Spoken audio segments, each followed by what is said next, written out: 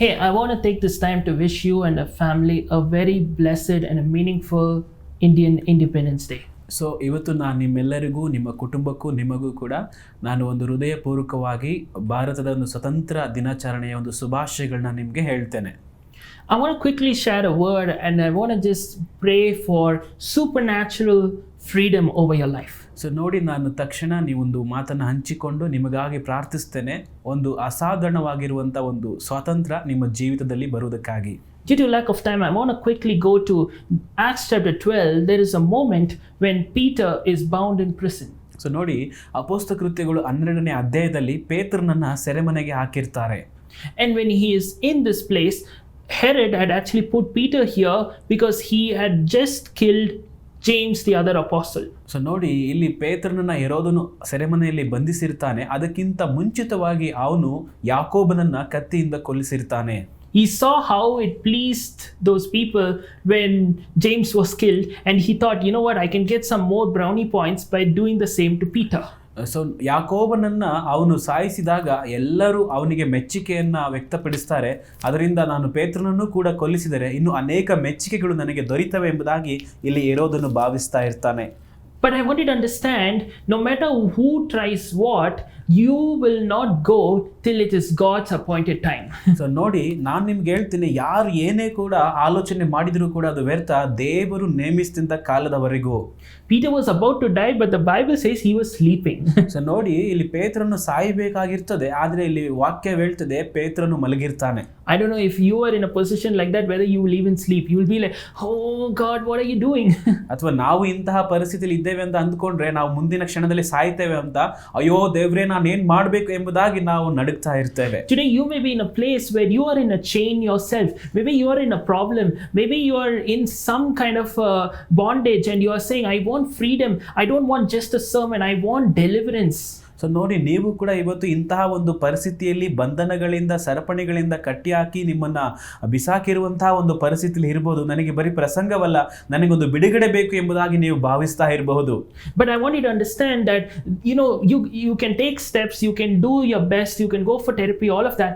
But the ultimate healing, the ultimate freedom, the ultimate deliverance comes only from God. So ನೋಡಿ, ನೀವು ಎಲ್ಲಾ ನಿಮ್ಮ ಪ್ರಯತ್ನಗಳನ್ನ ನೀವು ಮಾಡಬಹುದು, ಆದರೆ ಕಡೆಯದಾಗಿ ಅಂತಿಮವಾಗಿ ಒಂದು ಬಿಡುಗಡೆ ಅದು ದೇವರಿಂದಲೇ ಬರುವಂತದಾಗಿದೆ.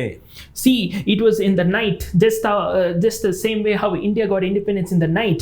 Peter is about to get independence in the night. So ನೋಡಿ, ಹೇಗೆ ಒಂದು ಭಾರತಕ್ಕೆ ಒಂದು ಮಧ್ಯರಾತ್ರಿಯಲ್ಲಿ ಒಂದು ಸ್ವತಂತ್ರ ಸಿಕ್ತು, ಅದೇ ರೀತಿಯಾಗಿ ಪೇತ್ರನಿಗೂ ಕೂಡ ಇಲ್ಲಿ ಮಧ್ಯರಾತ್ರಿಯಲ್ಲಿ ಒಂದು ಬಿಡುಗಡೆ ಅನ್ನುವಂಥದ್ದು ಸಿಕ್ತು. He had so many chains and all of that. ನೋಡಿ, ಅವನಿಗೆ ತುಂಬಾ ಸರಪಣಿಗಳಿಂದ ಅವನನ್ನ ಬಂಧಿಸಿರ್ತಾರೆ. But then an angel comes, a supernatural encounter. ಅಲ್ಲಿ ಒಂದು ದೇವದೂತನು ಬರ್ತಾನೆ, ಒಂದು ಅಸಾಧಾರಣವಾಗಿರುವಂತ ಒಂದು ನೇರ ಸಂಪರ್ಕ ಉಂಟಾಗ್ತದೆ. And the Bible says that his chains fell off his wrists. ನೋಡಿ, ಅಲ್ಲಿ ಅವನಿಗೆ ಹಾಕಿದಂತಹ ಸರಪಣಿಗಳು ಕಳಚಿ ಹೋದವು ಎಂಬುದಾಗಿ ನಾವು ಅಲ್ಲಿ ನೋಡ್ತೇವೆ. I was wondering, like, the guards are right there, but they didn't even hear the noise of the chains falling. That's a miracle. So ನೋಡಿ, ಅಲ್ಲೇ ಆ ಒಂದು ಸೈನಿಕರು ಅವನನ್ನ ಕಾಯುವುದಕ್ಕೆ ಇದ್ದಾರೆ, ಆದ್ರೆ ಆ ಸರಪಣಿಗಳು ಬಿದ್ದಂತಹ ಶಬ್ದವು ಅವರಿಗೆ ಕೇಳಿಸ್ಲಿಲ್ಲ. And he starts following the angel as the angel directs him. So ದೇವದೂತನು ಅವನು ನಡೆಸಿಕೊಂಡು ಹೋದ ಹಾಗೆ ಪೇತ್ರನು ಅವನ ಹಿಂದೆ ಹೋಗ್ತಾನೆ. And they're crossing the first and the second guard posts. So ಅವರು ಮೊದಲು ಮತ್ತು ಎರಡನೆಯ ಒಂದು ಕಾವಲನ್ನ ದಾಟಿ ಮುಂದಕ್ಕೆ ಹೋಗುವಾಗ, see, the one miracle is how the chains fell off. The other miracle is how the guards are not hearing any of the noise. ನೋಡಿ, ಮೊದಲನೇ ಒಂದು ಅದ್ಭುತ ಹೇಗೆ ಆ ಸರಪಣಿಗಳು ಕಳಚಿ ಬಿದ್ದುವು, ಆ ಒಂದು ಶಬ್ದವನ್ನ ಆ ಒಂದು ಸೈನಿಕರು ಕೂಡ ಕಾವಲುಗಾರರು ಕೂಡ ಅದನ್ನ ಕೇಳಿಲ್ಲ. ಅದು ಒಂದು ಅದ್ಭುತ. I want you to understand, maybe your miracle is going to come without anybody even knowing. So ನೋಡಿ, ನಾನು ನಿಮ್ಗೆ ಇದನ್ನ ಹೇಳ್ತೇನೆ, ನಿಮ್ಮ ಒಂದು ಅದ್ಭುತ ಬಿಡುಗಡೆ ಯಾರಿಗೂ ಕೂಡ ಗೊತ್ತಾಗದ ಹಾಗೆ ನಿಮಗೆ ಬರ್ತದೆ. But what I really loved is that as they were going, there was a big iron gate and the gate opened all by itself. So ಅವರು ಹಾಗೆ ಮುಂದಕ್ಕೆ ಹೋಗುವಾಗ ಅಲ್ಲಿ ಒಂದು ಪಟ್ಟಣದ ಒಂದು ಕಬ್ಬಿಣದ ಬಾಗಿಲಿಗೆ ಅವರು ಬಂದಾಗ ಅದು ತನ್ನಷ್ಟಕ್ಕೆ ತಾನೇ ಅವರಿಗೆ ತೆರೆಯಿತು ಎಂಬುದಾಗಿ ನಾವು ನೋಡ್ತೇವೆ. That verse 10 is so powerful. I love it so much because everything else happens, but this gate opens by itself. ಎಲ್ಲವೂ ಕೂಡ ಆಗ್ತದೆ, ಬಟ್ ಆದ್ರೆ ಈ ಒಂದು ಬಾಗಿಲು ತಾನಾಗಿ ಅವರಿಗೆ ತೆರೀತದೆ. I want you to understand that as you keep trusting God, as you keep depending on God, I want you to understand at the right right appointed time, when you least expect it, a supernatural encounter is going to set you free, where the chains are going to fall off, where people are not going to hear what's happening, and the gates are going to open by itself, and you are going to step into the next level of your destiny. ನೋಡಿ, ನೀವು ಊಹಿಸದೆ ಭಾವಿಸದೆ ಇರುವಂತಹ ಒಂದು ಗಳಿಗೆಯಲ್ಲಿ ನಿಮ್ಮ ಸರಪಣಿಗಳು ಕಳಚಿ ಬೀಳ್ತವೆ, ಅದನ್ನ ಯಾರು ಕೂಡ ಕೇಳುವುದಿಲ್ಲ. ಹಾಗೆ ನೀವು ಮುಂದಕ್ಕೆ ಹೋಗುವಾಗ ಬಾಗಿಲುಗಳು ತಾನಾಗಿ ತೆರೀತವೆ. ನಿಮ್ಮ ಒಂದು ನೆಲೆಗೆ ನೀವು ಸೇರಿಕೊಳ್ತೀರಾ. And the Bible actually says that Peter didn't even realize that it was all real. He thought it was just a dream. You see, when God is going to give that miracle to you, when God is going to set you free, when God is going to show up in your life, you will be amazed. You will think it's a dream. You won't even realize what was happening. That's the way God is going to do a supernatural miracle over your life. If you believe, I want you to shout hallelujah right where you are. ನೋಡಿ, ಪೇತ್ರನು ಅಲ್ಲಿವರೆಗೂ ಅದು ಕನಸು ಎಂಬುದಾಗಿ ಭಾವಿಸಿರ್ತಾನೆ. ಏಕೆಂದ್ರೆ ಅಷ್ಟು ಅದ್ಭುತವಾಗಿ ದೇವರು ಅವನನ್ನ ಸೆರೆಮನೆಯಿಂದ ಬಿಡಿಸ್ಕೊಂಡು ಬಂದಿರ್ತಾರೆ. ದೇವರು ಅದೇ ರೀತಿಯಾಗಿ ನೀವು ಊಹಿಸದ, ಭಾವಿಸದ, ತಿಳಿಯದಂತ, ಅರಿಯದಂತಹ ಒಂದು ಕಾರ್ಯಗಳನ್ನ, ಸ್ಥಳಗಳಿಗೆ ದೇವರು ನಿಮ್ಮನ್ನ ತೆಗೆದುಕೊಂಡು ಬರುವಾಗ ನೀವು ಕೂಡ ಹಾಗೆ ಭಾವಿಸುವಂತವರಾಗಿರ್ತೀರ. ನೀವು ನಂಬುವುದಾದ್ರೆ ನೀವು ಇದ್ದಂತಹ ಸ್ಥಳದಲ್ಲಿ ಹಾಲೆಲೂಯಾ ಎಂಬುದಾಗಿ ಜೋರಾಗಿ ಹೇಳಿರಿ. I want you to understand, this is not just a normal word.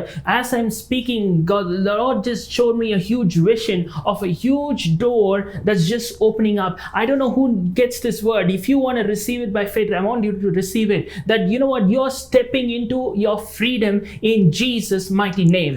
ನಾನು ಈ ಮಾತನ್ನ ಹೇಳುತ್ತಿರುವಾಗಲೇ ದೇವರು ನನಗೆ ತೋರಿಸ್ತಾ ಇದ್ದಾರೆ, ದರ್ಶನದಲ್ಲಿ ಒಂದು ದೊಡ್ಡ ಬಾಗಿಲು ತೆರೀತಾ ಇದೆ. ನೀವು ನಂಬಿಕೊಂಡು ನೀವು ಇದನ್ನ ಸ್ವೀಕರಿಸುವುದಾದರೆ ಖಂಡಿತವಾಗಿ ದೇವರು ನಿಮಗೆ ಅದನ್ನ ಮಾಡ್ತಾನೆ. You're going to see the hand of God. You're going to see the freedom from God, and you're going to step into the freedom and the fullness that God has in store for you. In the name of Jesus, I pray. ನೋಡಿ, ನೀವು ದೇವರ ಒಂದು ಹಸ್ತವನ್ನ, ದೇವರ ಒಂದು ಕಾರ್ಯವನ್ನ ನೀವು ಅನುಭವಿಸ್ತೀರಾ. ನೀವೊಂದು ಈ ನಂಬಿಕೆ ಹೆಜ್ಜೆಯನ್ನು ಇಟ್ಟು ನೀವು ಮುಂದಕ್ಕೆ ಹೋಗುವಾಗ.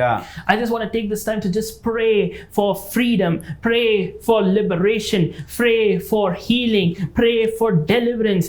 Lord, I pray, let it happen. Let the anointing that is in this place just flow through the television and the online medium, and let people be set free in Jesus' name. Amen.